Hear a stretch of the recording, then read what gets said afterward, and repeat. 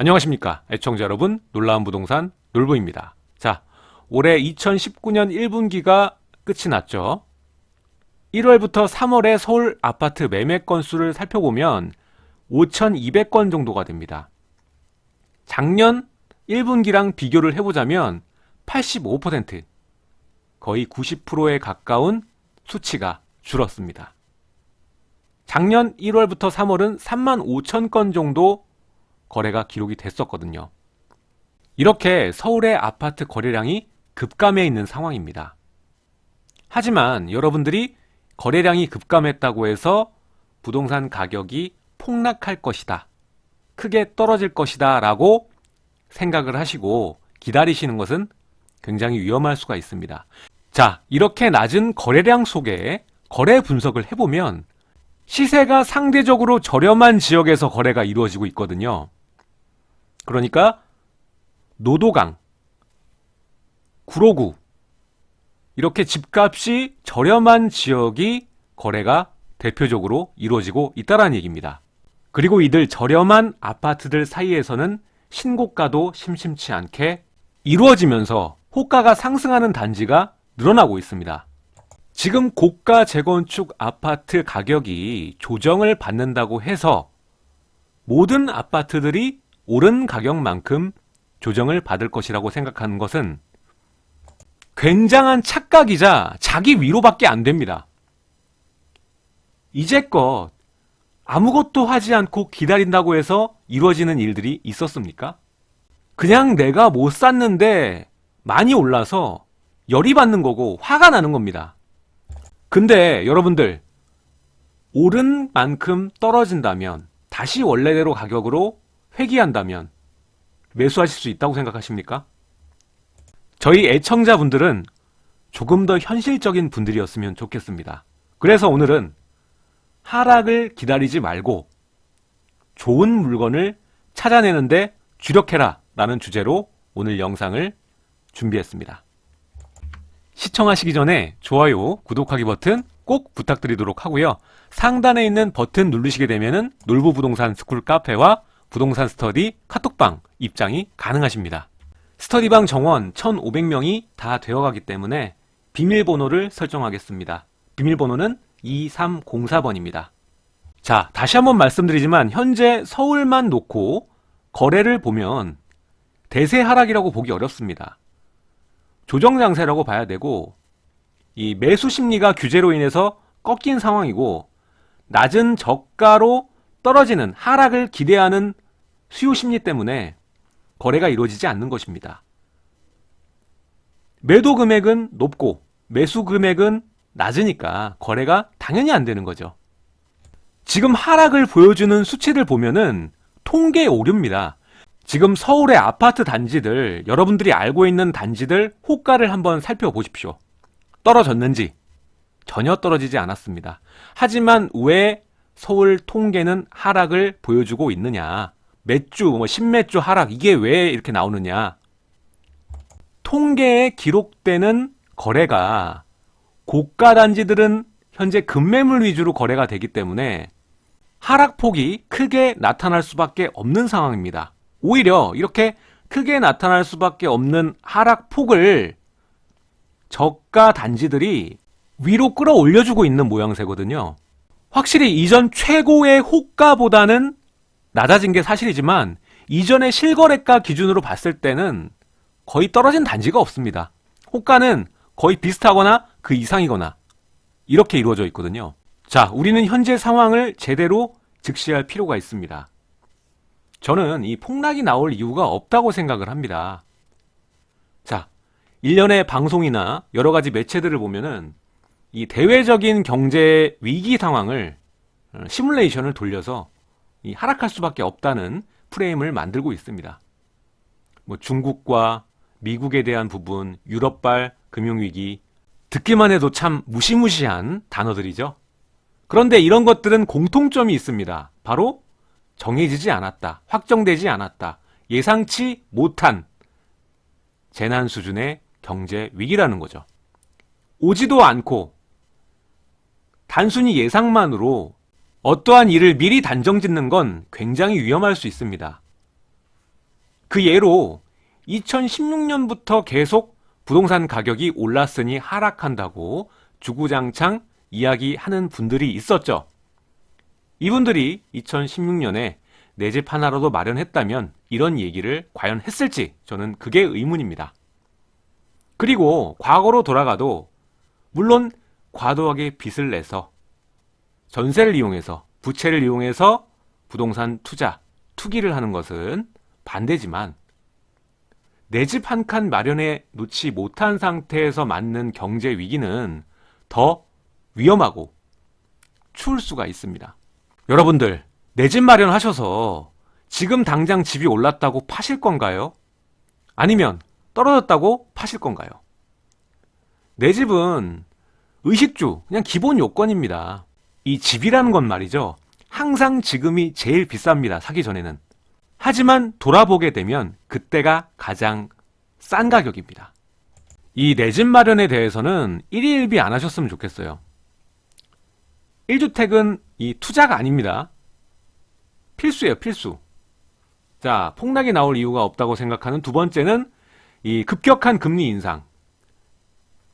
금리가 인상되면 유동성이 축소될 수밖에 없고 이 실물 자산도 영향을 받을 수밖에 없습니다. 이 돈이 귀해지는 시장으로 바뀌다 보니까 당연히 이 부동산 자산도 축소가 될 수밖에 없죠. 근데 현재 상황 어떻습니까? 대외적인 경제 위기와 거의 반대말이죠. 지금 현재 미국도 금리 인상 템포를 굉장히 축소시켰습니다. 게다가 우리나라는 유동성을 오히려 확대해야 되는 상황입니다. 이러한 상황 속에서 급격하게 금리가 인상될 일이 없겠죠.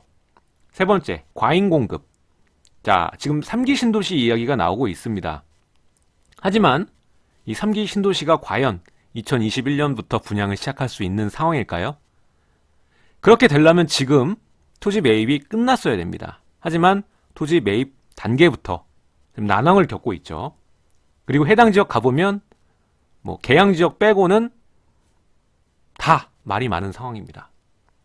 때문에 서울 자체적인 과잉 공급도 어려울 뿐더러 이 3기 신도시도 쉽지 않다. 이게 지금 시간이 맞물려서 공급이 돌아가야 되는데 지금 2021년부터 서울의 공급량은 급감할 수밖에 없습니다. 근데 이 3기 신도시의 개발이 늦어진다면 공백이 생기겠죠, 중간에. 그동안 부동산 가격은 또 천정부지로 오를 수도 있는 상황인 거죠. 자, 네 번째는 추가적인 정부의 통제와 규제입니다. 지금 나올 수 있는 카드는 다 나와 있는 상황이고 있는 카드를 좀 더 세게 묶는 정도의 수준의 규제입니다. 근데 여기서 더한 통제와 규제가 들어간다면 폭락이 나올 수도 있겠죠. 하지만 그 이상 사유재산을 침해할 정도의 강력한 규제가 나오긴 어렵습니다. 이미 나올 카드는 다 나왔다는 얘기죠. 그리고 실제로 굉장히 강력했습니다. 사실 이 금융규제가 없었더라면 이 정도의 거래 침체를 겪지도 않았을 거라고 저는 생각을 합니다. 자, 다섯 번째, 지역이 쇠퇴입니다. 자, 일례로 지금 지방의 제조사업이 무너진, 기반이 무너진 도시 같은 경우에는 이 최근까지도 하락을 하고 최근에 이 서울과 수도권에 있는 투자자들이 이 거래를 시작을 했죠. 하지만 이 지역이 쇠퇴하면은 해당 지역의 부동산이 이 하락 내지는 폭락할 수밖에 없는 이유가 되곤 합니다.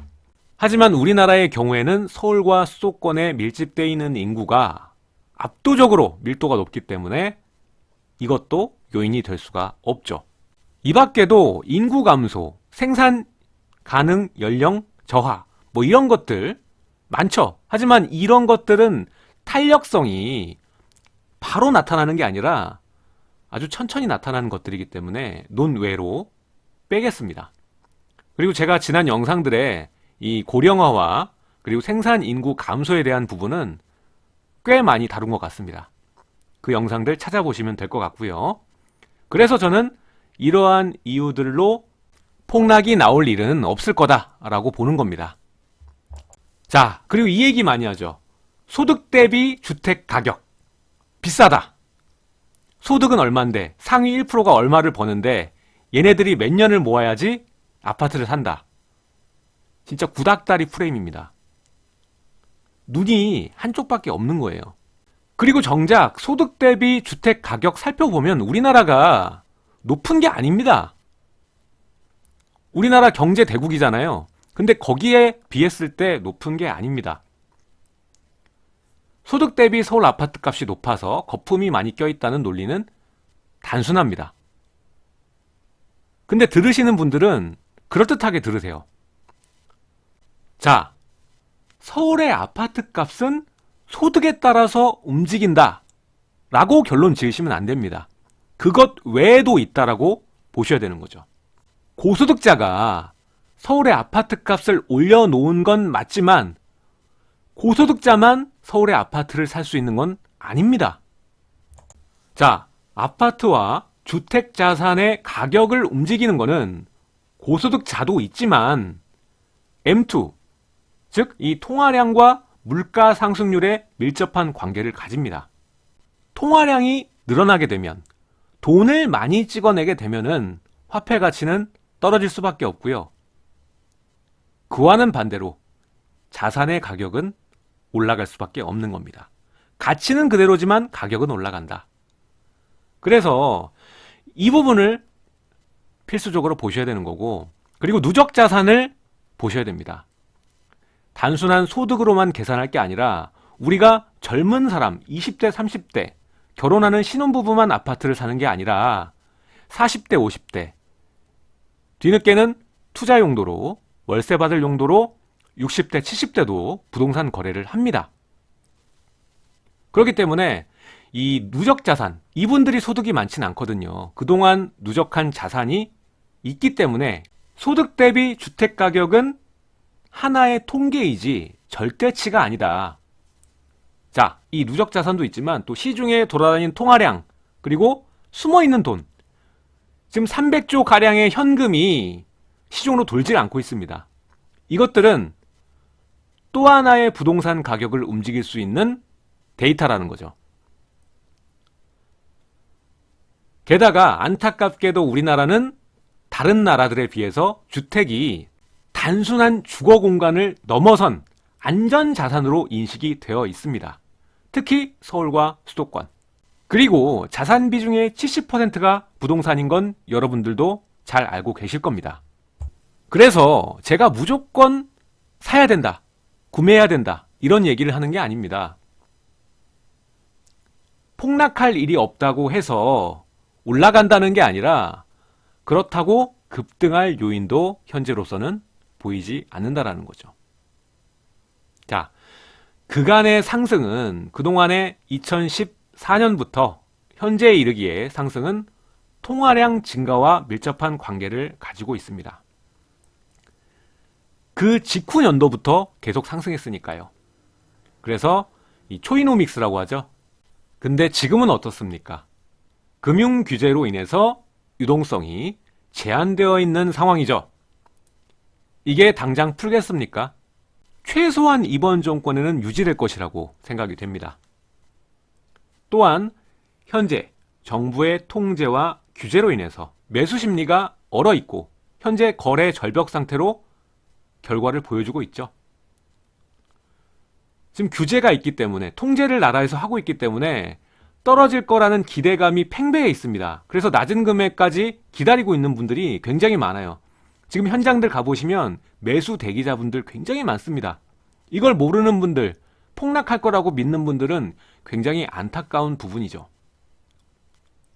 자, 그리고 19년, 20년 일부 지역구는 공급 과잉이 맞습니다. 근데 이 서울 전체로 봤을 때는 이 폭락이 나올 공급량은 아니거든요. 따라서 일정 규모 이상의 공급은 이루어지기 때문에 2019년, 20년에는 급등할 요인도 없어 보인다. 자, 그리고 현재는 이 매매가의 횡보와 그리고 전세가의 하락. 지금 서울하고 수도권 보면은 이 전세가가 좀 빠져 있는 상황이기 때문에 많이 걱정하시는 분들도 계신데 이게 오래 갈 거라고 전 생각 안 합니다. 지금은 이 공급과 규제로 인한 전환점이라고 보거든요. 과도기. 때문에 이 규제로 인해서 앞으로 이 전세 수요자로의 전환 증가세가 조금 더 뚜렷해질 것이다. 일단 3기 신도시 추가 발표가 남았죠. 추가 발표 후 이 하반기가 되면은 이 전환 증가세가 더 뚜렷하지 않을까라고 생각이 됩니다.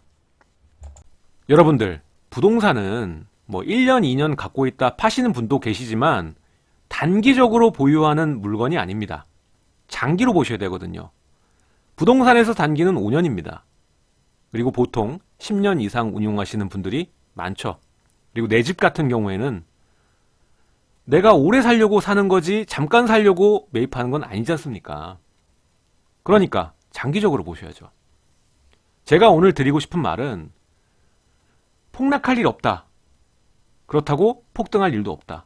하지만 장기적으로 오를 수밖에 없다는 점은 꼭 아셔라. 이 이야기를 해드리고 싶은 겁니다. 자, 지금 현재 경기 부양이 지속적으로 필요한 상황이죠.